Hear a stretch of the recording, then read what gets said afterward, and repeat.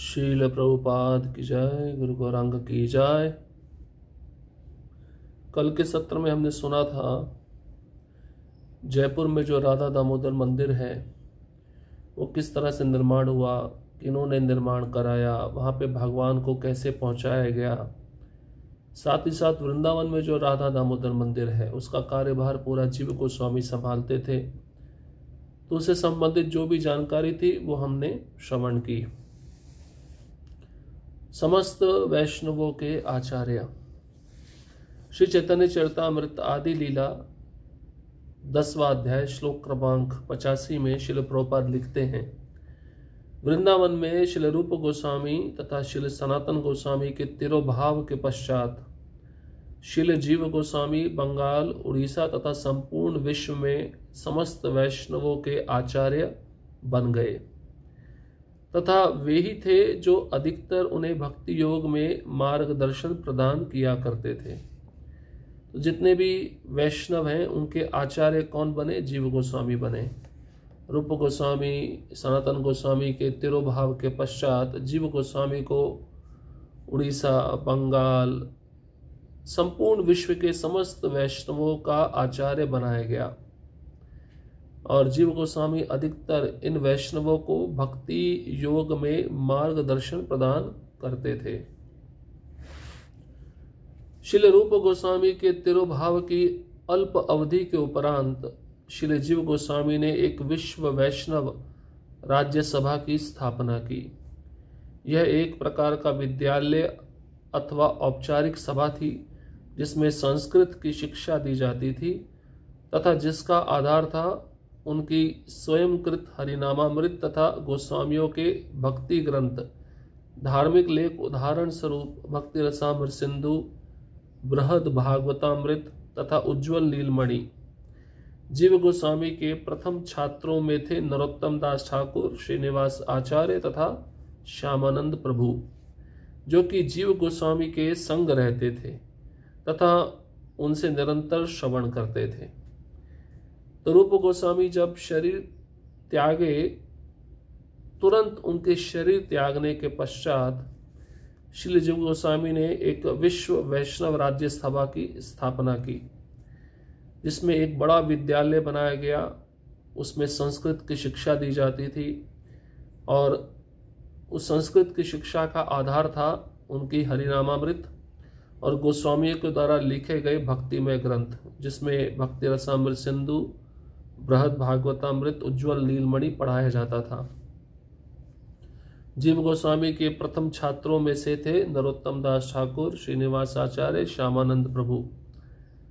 ये तीनों भक्त जीव गोस्वामी के संग में रहते थे, निरंतर उनसे श्रवण करते थे। जीव गोस्वामी सर्वाधिक विधिवत उपदेशक बने एवं शीघ्र ही संपूर्ण भारत में महान दार्शनिक के रूप में उनकी स्तुति की जाने लगी। बंगाल तथा उड़ीसा से कई वैष्णवों ने जीव गोस्वामी से शिक्षा प्राप्त करने के लिए वृंदावन की यात्रा की। कृष्णदास कविराज, हरिदास गोस्वामी, विजयदास, मधु पंडित गोस्वामी एवं कुमुदानंद चक्रवर्ती जैसे निष्ठावान भक्तों ने जीव गोस्वामी की संगति का अत्यधिक लाभ उठाया। अब जीव गोस्वामी सबसे ज्यादा प्रवचन देने वाले भक्त बने, सबसे ज्यादा उपदेश देने वाले भक्त बने और जल्द ही संपूर्ण भारत में उनका जो स्थान था महान दार्शनिक के रूप में उत्पन्न हुआ। पूरे भारत में जीव गोस्वामी की स्तुति की जाने लगी। बंगाल और उड़ीसा में कई वैष्णव जीव गोस्वामी के पास आते थे उनसे शिक्षा प्राप्त करने के लिए और साथ ही साथ वृंदावन की यात्रा भी करते थे। कृष्णदास कविराज गोस्वामी, हरिदास गोस्वामी, विजयदास, मधु पंडित गोस्वामी, कुमुदानंद चक्रवर्ती, ये सब निष्ठावान भक्त थे जो जीव गोस्वामी की संगति का अत्यधिक लाभ उठाए। श्रीनिवास आचार्य के एक शिष्य श्री गोविंद एक महान गायक तथा कीर्तन सम्राट थे जो प्रायः जीव गोस्वामी की कक्षाओं से पहले अपने कार्यक्रम प्रस्तुत करते थे। गोविंद जी की काव्यात्मक प्रवीणता से प्रसन्न हो जीव गोस्वामी ने उन्हें कविराज की उपाधि से विभूषित किया। तो श्रीनिवास आचार्य के शिष्य थे श्री गोविंद, महान गायक भी थे, कीर्तन भी बहुत अच्छा गाते थे और जीव गोस्वामी की कक्षा से पहले अपने कार्यक्रम को प्रस्तुत करते थे। ये जो गोविंद नाम के शिष्य थे श्रीनिवास आचार्य के, काव्यात्मक इनको प्रवीणता प्राप्त थी और इनकी काव्यात्मक रचना से जीव गोस्वामी बहुत प्रसन्न हो गए और उनको कविराज की उपाधि प्रदान की गई। जीव गोस्वामी ने अपने विस्तृत पांडित्य के द्वारा संपूर्ण भारत से विद्वानों को आने तथा अपने संग अध्ययन के लिए आकर्षित किया। बहुत पंडित थे, हर शास्त्र का ज्ञान था जीव गोस्वामी को और जो भी विषय लेते थे उसकी विस्तार पूर्वक व्याख्या करते थे। संपूर्ण भारत से विद्वान आते थे उनके पास, उनके संग में बैठकर अध्ययन करते थे और इस अध्ययन को देखकर सभी पंडित जीव गोस्वामी के प्रति आकर्षित हो जाते थे, क्योंकि जीव गोस्वामी इतने विद्वान थे कि सारे शास्त्रों का सार उनको पता था और कोई भी उनसे शास्त्रार्थ करने आता था उस मत का खंडन कर देते थे अगर वह मत भक्ति योग से जुड़ा हुआ नहीं है। जीव गोस्वामी ने श्रील रूप तथा सनातन गोस्वामी की कार्य कृतियों का एकीकरण किया तथा उन्होंने वैदिक ग्रंथों पर आधारित कई पुस्तकें संकलित की, जो कि मूल रूप से यह सिद्ध करती हैं कि श्री चैतन्य महाप्रभु की शिक्षाएं ही वैदिक ज्ञान का सारांश है। उन्होंने 25 पुस्तकों में 4 लाख श्लोकों का संकलन करके तथा अपने प्रतिनिधियों को संपूर्ण भारत में भक्ति के सिद्धांतों की शिक्षा प्रदान करने के लिए अधिकृत किया। जीव गोस्वामी ने गौड़ीय वैष्णव के अनुगतों हेतु वृंदावन को निश्चित रूप से राजधानी स्थापित किया।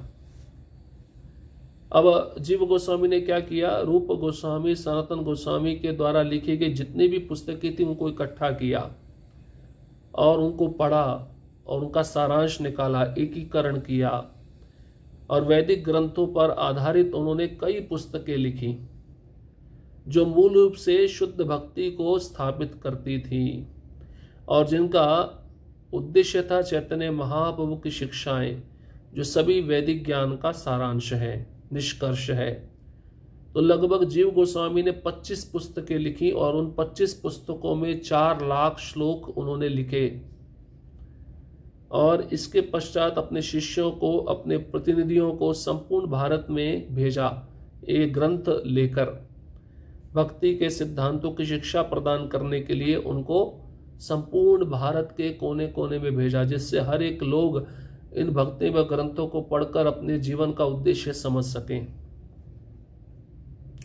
और गौड़ीय वैष्णव के अनुगतों हेतु जीव गोस्वामी ने वृंदावन को राजधानी स्थापित किया। आध्यात्मिक राजधानी वृंदावन रहेगी। जीव गोस्वामी ने वृंदावन को आध्यात्मिक राजधानी बनाया। रघुनाथ दास गोस्वामी के अनुरोध पर जीव गोस्वामी राधा कुंड की खुदाई में सहायता हेतु संलग्न हो गए तथा तदुपरांत रघुनाथ दास गोस्वामी की इच्छा द्वारा उन्हें इस कार्य के अनुसंधान अध्यक्ष तथा अधिकारी के रूप में नियुक्त कर दिया गया। हालांकि जीव गोस्वामी गौड़ीय वैष्णव संप्रदाय के मुखिया थे, किंतु तब भी वे सदा सभी जीवों के दीन सेवक की भांति आचरण करते थे। तो रघुनाथ दास गोस्वामी ने एक बार जीव गोस्वामी को निवेदन किया कि राधा कुंड की खुदाई हो रही है, आप आकर इसमें सहायता कीजिए, संलग्न होइए। रघुनाथ दास गोस्वामी के निवेदन पर बिल्कुल भी जीव गोस्वामी ने देर नहीं लगाया।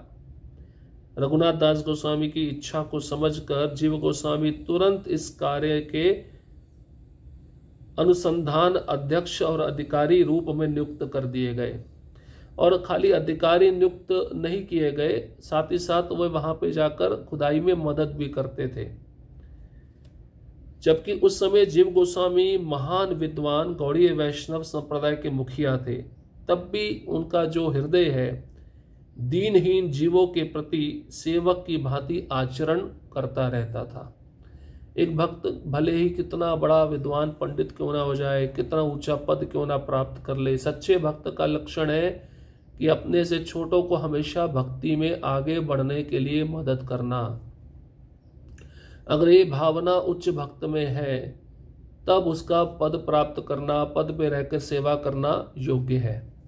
अन्यथा ऐसा पद मिलकर भी व्यक्ति अहंकारी बन जाता है, अपने से नीचे या अपने से छोटे भक्तों का शोषण करता है। लेकिन जीव गोस्वामी में ऐसी भावना नहीं थी। चैतन्य चरितामृत आदि लीला 10वां अध्याय श्लोक क्रमांक 85 में श्रील प्रभुपाद टिप्पणी करते हैं, जीव गोस्वामी बंगाल के गौड़ीय वैष्णवों पर अति दयालु थे। जो भी वृंदावन जाता वह उसे प्रसाद तथा निवास स्थान प्रदान करते।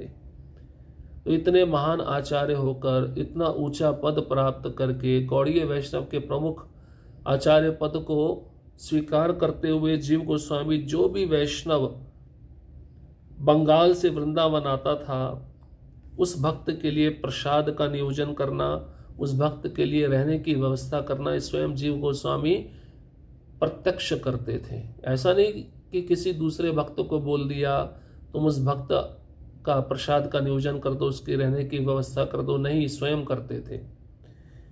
उनका जो गुण था वो था दीनहीनों के प्रति अति दयालु होना। यह जीव गोस्वामी का पारंपरिक सदाचार था कि गौड़ीय वैष्णवों के आचार्य तथा अध्यक्ष होते हुए भी वे प्रमुख निर्णयों को निर्धारित करने से पूर्व वरिष्ठ भक्तों की सम्मति ग्रहण करते थे। एक और महान गुण जीव गोस्वामी का, इतने ऊंचे पद पर स्थापित होते हुए भी जीव गोस्वामी जब भी कोई बड़ा निर्णय लेना होता था उस निर्णय को वरिष्ठ वैष्णवों के सम्मुख रखकर चर्चा करते थे, उनकी राय पूछते थे, उनका एडवाइस पूछते थे, उनका सजेशन पूछते थे। तब जब उनकी सम्मति मिलती थी तब उस आदेश को वो स्वीकार करते हुए निर्णय देते थे। ये जीव गोस्वामी का बहुत बड़ा गुण था। आजकल किसी भक्त को किसी मंदिर का अध्यक्ष बना दिया जाए, वो सोचता है सारा शक्ति, सारा पावर मेरे पास है, मैं जो भी चाहूं कुछ भी निर्णय ले सकता हूं। ऐसा नहीं होना चाहिए। जो बड़े निर्णय होते हैं अध्यक्ष को अन्य भक्तों की सम्मति लेकर, मंथन कर कर, चिंतन कर कर निर्णय लेना चाहिए, क्योंकि सोचने वालों की अलग दृष्टि होती है। कोई समस्या का समाधान नहीं निकल पा रहा तो अन्य वरिष्ठ भक्त के पास जाकर उस समस्या का समाधान हम प्राप्त कर सकते हैं। तो चर्चा होनी चाहिए, चर्चा बहुत जरूरी है। बिना चर्चा के अगर हम अपने पद का दुरुपयोग करेंगे तो फिर हमें बहुत बड़ा खतरा झेलना पड़ेगा। तो इस प्रकार से जीव गोस्वामी को समस्त वैष्णव आचार्यों का प्रमुख बनाया गया। उस पद पर रहकर भी वे कभी गर्वित नहीं हुए, अहंकारी नहीं हुए, दीनहीन की भांति नए भक्तों की सेवा करते थे। और कोई बड़ा निर्णय लेना हो तो अन्य भक्तों की चर्चा कर कर सम्मति लेकर उस निर्णय को स्वीकार करते थे। और उड़ीसा, बंगाल, अन्य संपूर्ण भारत में बड़ी ख्याति हो गई उनकी। बड़े बड़े विद्वान पंडित उनके पास में आते थे, उनसे शिक्षा ग्रहण करने के लिए, संस्कृत की व्याकरण सीखने के लिए। तो इतना सब होते हुए जीव गोस्वामी सदैव अपने गुरु की सेवा में लगे रहते थे। अब अगला जो विषय होगा श्रील प्रभुपाद और राधा दामोदर मंदिर। राधा दामोदर मंदिर के बारे में हमने सुना संक्षेप में, लेकिन अब राधा दामोदर मंदिर में जो प्रभुपाद जी रहे, प्रभुपाद जी का क्या संबंध है राधा दामोदर मंदिर के साथ? प्रभुपाद जी को क्यों प्रिय है राधा दामोदर मंदिर? प्रभुपाद जी ने अपना जो प्रचार कार्य वहीं से प्रारंभ किस प्रकार से किया, इसको हम सुनेंगे। बहुत सुंदर विषय है। और श्रील प्रभुपाद जी राधा दामोदर मंदिर में रहकर भागवतम के ग्रंथों का संकलन भी किए। वहीं से उन्होंने अपनी विदेश यात्रा प्रारंभ की और अधिकतर समय वृंदावन में प्रभुपाद जी ने उसी राधा दामोदर मंदिर में बिताया। इस सब वर्णन अब अगले विषय में हम श्रवण करेंगे। हरे कृष्णा कृष्ण कृष्णा हरे हरे, हरे राम राम राम हरे हरे। श्रील प्रभुपाद की जय, गुरु गौरांग की जय।